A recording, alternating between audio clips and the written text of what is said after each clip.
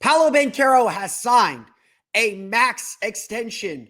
The door that opens, the superstar that he is, and why the Magic's championship window is now, today on Locked On Magic.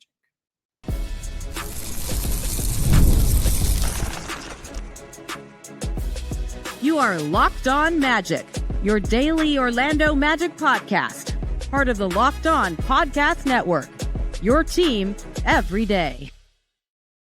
And you are indeed Locked On Magic. Today is July 8th, 2025. My name is Philip Rossman-Reich. I'm the senior writer over at OrlandoMagicDaily.com, credentialed member of the Orlando Magic media since the 2012 season. On today's episode of Locked On Magic, Paolo Banchero signs a max extension. What that all means, what that entails, and why that means the Magic's title window is officially open. We'll talk about that coming up here in just a moment. First, we want to thank you again for making Locked On Magic part of your day every day. No matter when you listen to us, whether it's first thing in the morning, whether it's right when we upload, we truly appreciate you making Locked On Magic part of your day every day. You can make Locked On Magic even bigger part of your day by making it your first listen of the day. Check it out. Check it out today, wherever you listen to podcasts, all part of Locked On Podcast Network, your team every day. Today's episode of Locked On Magic is brought to you by FanDuel. Right now, new customers get $150 in bonus bets when your first $5 bet wins. This was the last piece of business we had this offseason. The Magic essentially introduced Tyus Jones to the media. He spoke to the media on Monday. We'll talk a little bit about what he said later on in the show. Talk a little bit more about what he said later on in the week. We got to stretch our content out this week, folks. We'll get to all that, plus some Summer League stuff later in the week. But the last big piece of business that we had was this extension for Paolo Banchero. It is not a surprise that Paolo Banchero got the max. Not unlike Franz Wagner last year getting the max, which he got a max contract too. It was not surprising that Paolo Banchero was going to get it. Really, the only piece of negotiation was whether Paolo was going to get a player option on that fifth year, which he ultimately did get. Paolo had all the leverage. He is the star. He gets to do what he wants. So it's not breaking news. Like, if you've listened to the show, you heard me say, oh, coming up next on Locked On Magic, we're going to do this unless Paolo signs this max extension. This was not a surprise to anybody. What is or might be a surprise to some, though, is that Paolo, not only does Paolo deserve this, like this is just the market, he deserves this max contract. What might be surprising to some is what this all means. What this essentially says about the Magic. It's been a little bit of a debate. Maybe not among Magic fans. I think Magic fans all watch Paolo every day. They see him game to game. They know the team that he's had to play with.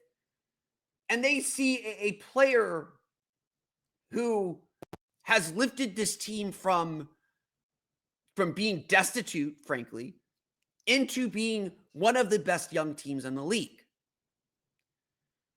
The stats people don't like Paolo. Like, Paolo's statistical profile, the raw numbers are great. The advanced numbers don't like him, and none of us can figure out why our eyes don't match what the numbers see. But because the Magic spend so much of their time in anonymity, because nobody has really seen Paolo play outside the playoffs, and frankly, his playoff performances should be enough to put some of this debate to rest, it is a constant debate to prove Paolo's stardom. Maybe it's just a loud group of people on the internet. Maybe it's just Oklahoma City Thunder fans, which again, I will agree with Jalen Williams on this. Why are we tearing people down to build others up? Jalen Williams is awesome. Paolo Banchero is awesome. They're both doing exactly what their teams have asked and needed them to do. They'll both get paid. Jalen Williams may not get a max. Paolo will, because Paolo is a max player to the Orlando Magic. He is their superstar. And that's what this means. That's what this contract says. Not like last summer when the Magic gave Franz Wagner his max extension. It was a statement of belief in him as an all-star, in him as a core player. And indeed, the Magic have successfully paid all three of their drafted core players. They all took 5-year deals. The summer of 2030, all three of these guys can be free agents. The Magic have 4 years to figure out how to win a championship. And we're going to talk about that. Don't worry. We're not going to be quiet about it anymore. The Magic truly feel like they needed to invest in their own. And they believe in their own.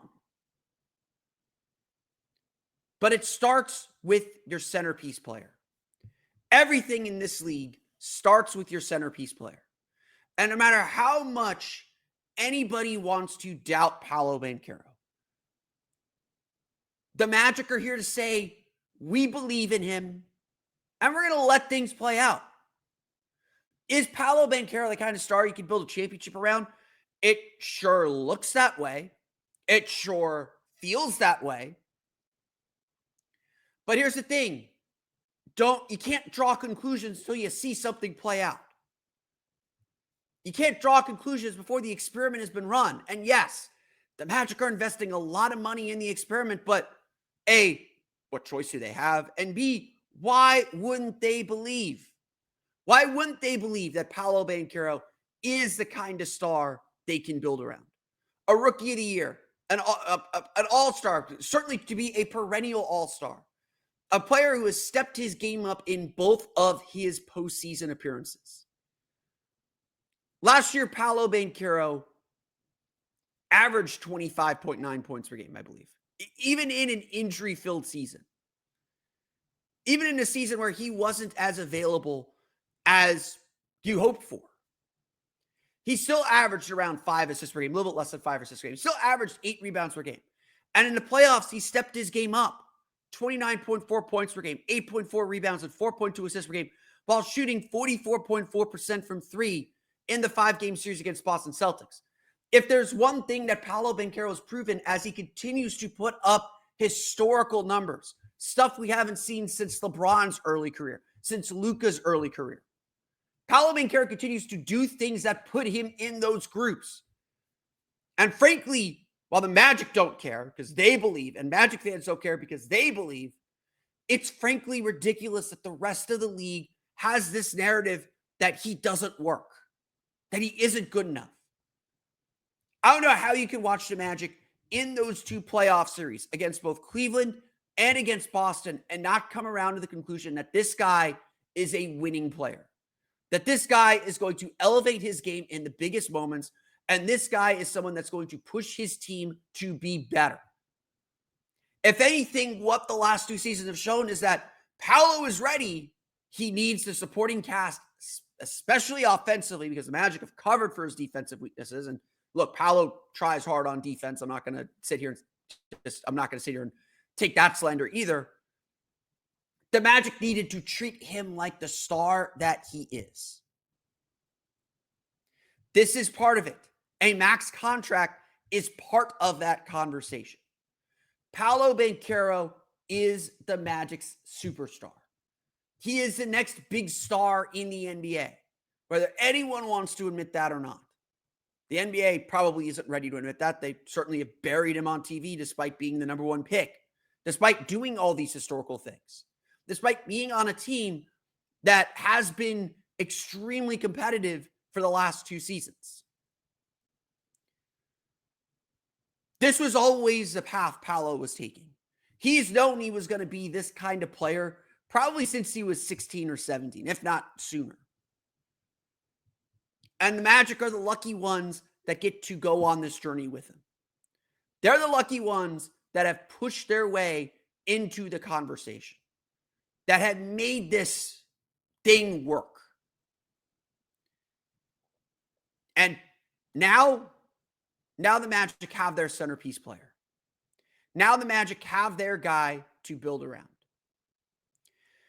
It's obviously not just about Paolo. It's obviously not just that. How the Magic structured this contract, or how this contract is structured, and how it fits into the bigger picture as the Magic's championship window opens. We're going to take a look at that coming up here in just a moment. But first, today's episode of Locked On Magic is brought to you by our friends over at FanDuel. Summer sports are in full swing, and whether you're all about baseball under the lights, golf on the green, or high-stakes soccer action, FanDuel is the best way to make every game even more exciting. You're already following the action, so why not make it a little more thrilling? With FanDuel, you can get in on the game while your friends are getting sunburned at the beach. You can use FanDuel to track your favorite matchups, and the app keeps it fresh with new daily promotions and fun ways to bet. It's easy to use, fast to pay out, and makes even regular season games feel like must-watch events. Whether you're placing a same-game parlay or watching a bet right into the ninth inning, FanDuel makes it feel like you are part of the action. If you're new to FanDuel, new customers can bet just $5 and get $150 in bonus bets if your first bet wins. Open the FanDuel app today or visit FanDuel.com to get started.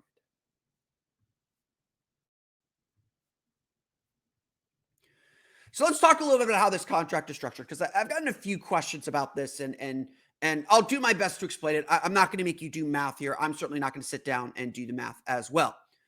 Paolo Banchero signed a max extension. That means 25% of the salary cap next season. Currently, that is expected to be a 7% raise. And so that accounts to $242.7 million over 5 years. And that will include the fifth year with the player option. It could be worth up to, under current cap projections, of course, could be worth up to $291.2 million. If Paolo Banchero makes All NBA, he will get the Supermax language. That will account for 30% of next year's salary cap. Now, these numbers are not set in stone. The Magic gave Franz Wagner the same deal. He got 25% of the cap. He didn't make All NBA, so he only got 25% of the cap. 8% raises on top of that. His numbers are locked in. I've seen a lot of people say, like, well, what if Franz makes All NBA this year? Does that change his number? No, his numbers are locked in. Important to remember, Paolo Banchero is still under his rookie contract for one more year. Then his new contract takes in effect next summer 2026 for the 2027 season. Very, very interesting how the Magic, and maybe why the Magic were willing to do this. And this is something worth exploring. The Magic signed Franz Wagner and Jalen Suggs to 5-year contracts. Desmond Bane has, I believe, 3 years left on his deal. Paolo Banchero is under a 5-year contract with a player option on that 4th year. It is very possible, and it's certainly something that could happen, where Jalen Suggs, Franz Wagner, and Paolo Banchero are all free agents at the same time. Now, that could be advantageous. That could be dangerous. It could be dangerous in that, well, if this doesn't all work out and Paolo decides to opt out, and now you're hitting reset and potentially losing all those players for nothing. The 2030 season could potentially be very, very stressful. So again, like, this is all part of it, though. We're going to talk a little about this. This is all part of it. When you sign your players to max contracts, this will be the first time the Magic have had 2 max players on the roster since Dwight Howard and Rashard Lewis. Your window's open. There's no beating around the bush now. The Magic don't have a lot of avenues to make a lot of money, or to spend a lot of money. They are projected to be over the second apron with their current roster setup next year. Maybe there's a move that happens at the deadline. Maybe there's a move that happens next summer that drops them below the second apron. But for now, this is the team. And so while, like, it's not 100% important that the Magic win a championship in 2026, we got time. And I'm a big believer that you have to kind of fail your way to a championship. You have to go through some hardship. And the Magic have 2 first-round losses. They haven't won a playoff series yet. If there are reasons to doubt the Magic as legitimate contenders, it's still the fact that they don't have a lot of experience. Tyus Jones, at 29 years old, is the oldest player on the roster. The Magic are still going to be going through some growing pains. But the way that their salaries are staggered, the way that their salaries are set up, this is a 4-year window. And generally, like, I think as we're looking around the league, and maybe it depends a little bit on how much the cap increases. Again, the 7% increase for next season was a shock. When that memo came out, or that report came out, huge shock. do the Magic sign Franz Wagner to a max contract if they didn't expect the salary cap to rise by more than 8% every year? I don't know about that. Do the Magic do the Wendell Carter deal or the Jonathan Isaac deal if they didn't think that the cap was going to continue to rise by 10% over the next several years? That's a fair question. I do think the Magic got caught a little bit by these odd projections. Now, I'm going to say this flat out. I think the cap's going to rise by more than 7%. I think this will be a very good year for the NBA. There are questions about the RSNs. From what I understand, the reason the cap projection came out so low is because of regional sports networks. You know, the Bally Sports world. That uncertainty led to some changes in the accounting and what they're projecting. It's important to know these are projections. This was meant to help GMs kind of plan their future. Always the possibility they come in at more, and I think we'll probably see an 8 or 9% raise in the cap next year. That means Paolo gets a little bit more money in his contract, but it also means Franz Wagner takes up less than we're expecting. Out of 7% on a 10% raise, Franz Wagner's contract in the 2027 season would be about 24.89% of the salary cap.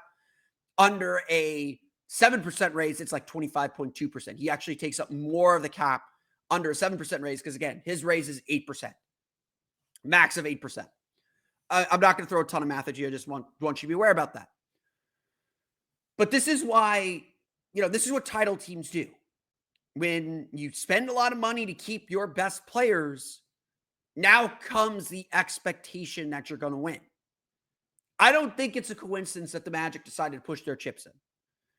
If there was a summer to do it, this was it. The Magic do not have spending power next summer.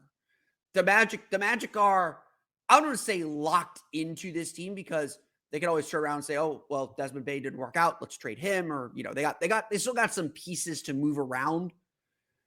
But this was the last summer to push their chips in. They don't have the ability to go out and sign a Tyus Jones next year. They won't have the MLE next year unless they do some work.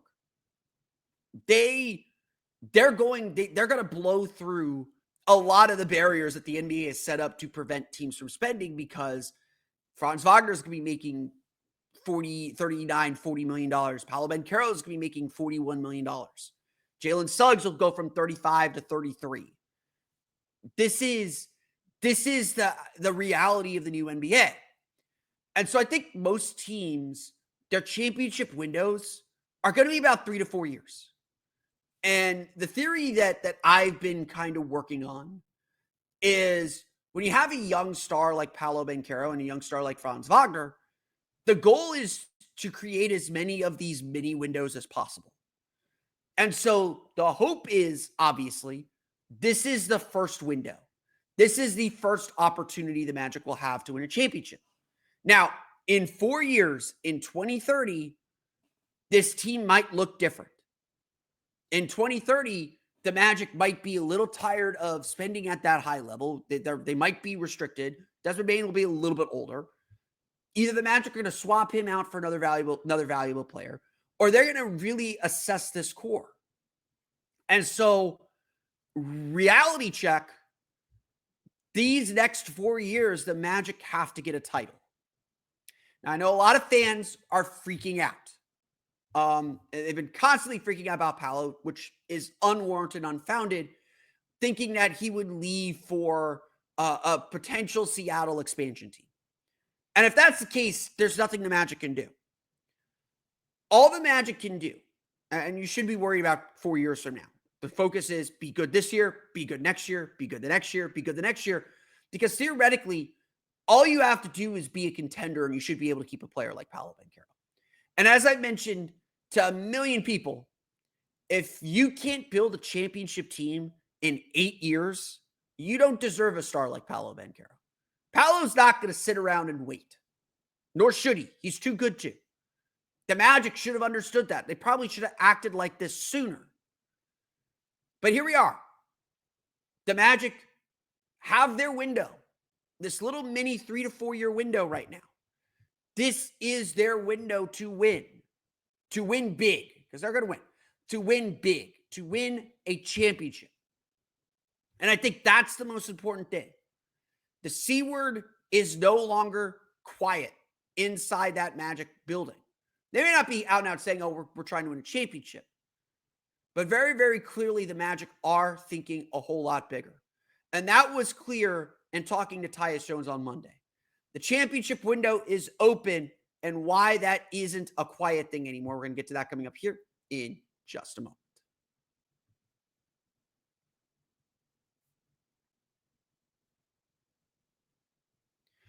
I want to get back to this concept of this little mini window the Magic are in. Like, the Magic are in a championship window. They're spending like it for sure. And while I think the Magic have always played a little coy with their intentions and their ambitions, that isn't the case anymore. Like I said, Monday we spoke to the summer league guys. We spoke to Tyus Jones. We spoke to Jeff Weltman before Paolo signed his contract. Jeff did a very good job hiding how far along they were with that. But Jeff Weltman was asked, like, just kind of recapping the summer about this team. And, Jeff says a lot of things that I've said, where it's just like, well, we got to see how it looks on the court now. We've done our work. We look good on paper. Let's see how it works. But Jeff Weltman's not usually one to give into hyperbole or to engage in a lot of this talk. But he came out and said it. Of all the teams he has helped have a hand in with this Magic franchise, and it's been 8-9 years now. Of all the teams he's had a hand in, this is the one he's most excited about. This is the one that he feels can do something really special. And Tyus Jones said the same thing. You look at the talent on this team, they have the chance to do something special. Tyus Jones wanted to go somewhere where he felt he could win a title. That's why he ended up in Phoenix last year on a minimum deal. That's maybe why he only signed for, we could have gotten more somewhere else, but wanted to come to Orlando. Wanted to give Orlando a try. It's because of the culture they have, which everyone around the league can feel, as well as the fact this team is on the cusp of winning and winning big. I don't think it's crazy to talk openly about championships anymore. Like, essentially, that's what this episode is about. You sign Paolo Banchero to a max contract. You have your superstar player, and now it's time to build a winning team. Now it's time to build a team that can win a championship. That's where we're at. That's what we're doing.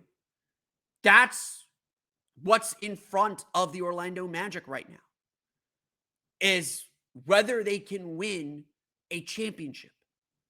And that isn't something we should talk about quietly anymore as some far off thing. It's now. It's here. The title window is open. Now, again, are the Magic good enough to win the title in 2026? I think it's going to take some doing, but you see the outlines of it. You see it's possible. And really, the reality is, for this group, they got 3 years. Because in 4 years, the Magic got to think about, we got to keep these players together, or which of these players do we want to keep together? For a team that loves its continuity, they have created a firm and set 4-year window to get this right. Now, 4 years in the NBA is an eternity. I want to make that clear. It's not like it's going to happen fast, but a lot's going to change and a lot's going to happen around the league. The Magic will have to keep up with trends. Things will change inevitably on the roster. But the Magic have their core pieces in place. They believe in this group. Obviously, a lot of Magic fans believe in this group before you even see it play. But nobody is hiding anymore. Those ambitions, they're not quiet. The Magic made it clear even last summer that they had bigger ambitions. And now it should be clear, with all the money the Magic have spent as an organization, with all the contracts, with 2 max players on the roster, it should be clear what the Magic think they're capable of doing. And that's the clear next step.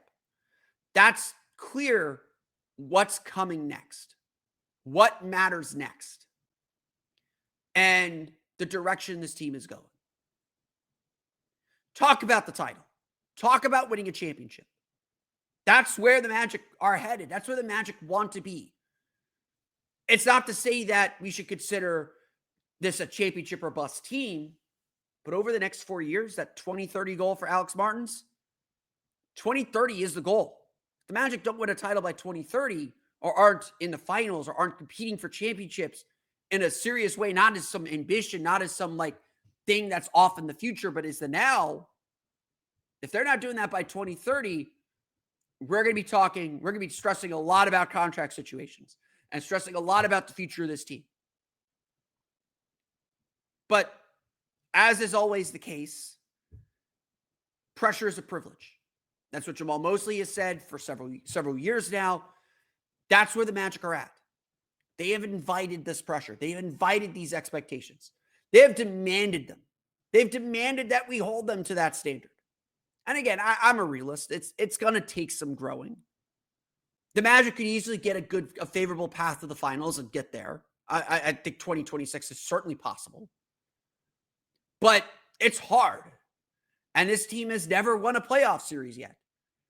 There is a lot of faith in the unknown. But the Magic aren't hiding from these expectations anymore. The Magic aren't scared of their potential, of what they think they can be. They want that pressure too. They want that too. And so there's really only one answer. The Magic have their superstar in Paolo Banchero. They have the guys they want to build around in Paolo, Franz, Jalen, and Dez. Now they have to go out and perform on the court. Now they have to prove they are worthy of these expectations. They are worthy of these massive salaries and that massive tax bill that the DeVos family is going to pay.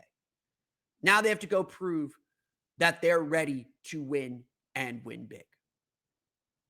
That's what's next. That's what the 2026 season is about. That's what 2027 is about. That's what 2028 is about. That's what 2029 is about. That's what 2030 is about. It's all there in front of the Magic. They have to go out and take it.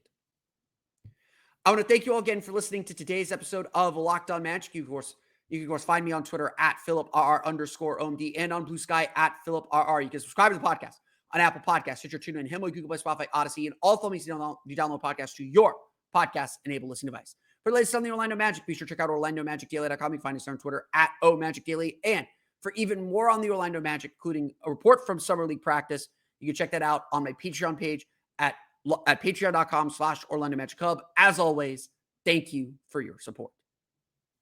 Now that you're done listening to Locked On Magic, making it your first listen today, go make your second listen, the Locked On NBA podcast, where there is no offseason. Doug, Matt, and Hayes are going to keep you up to date on contract negotiations, rumors, and everything you need to be the most informed NBA fan. Find Locked On NBA on YouTube or wherever you listen to podcasts, all part of Locked On Podcast Network, your team every day. That's going to do it for me today, though. I want to thank you all again for listening to today's episode of Locked On Magic.